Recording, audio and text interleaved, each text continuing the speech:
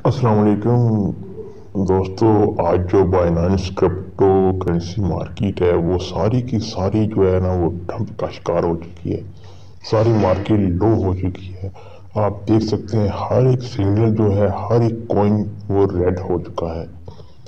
और जो मार्केट है उसमें पिछले 24 घंटों में काफ़ी ज़्यादा जो BTC कॉइन है उसमें कम से कम 5 से 6 हज़ार डॉलर की कमी हो चुकी है उसमें। ठीक है, ये जो है वो 24 घंटे पहले ये 43 हज़ार को टच करके जो है इसने लो लगाना शुरू कर दिया है और अभी ये 36,162 डॉलर पे खड़ा है। ठीक है, और हो सकता है आज रात तक ये मार्केट क्रैश भी करेगी।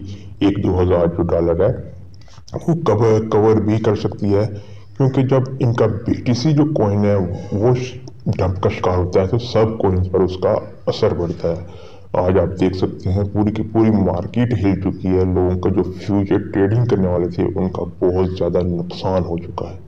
इसीलिए आपसे कहा जाता है कि फ्यूचर ट्रेडिंग मत किया करें।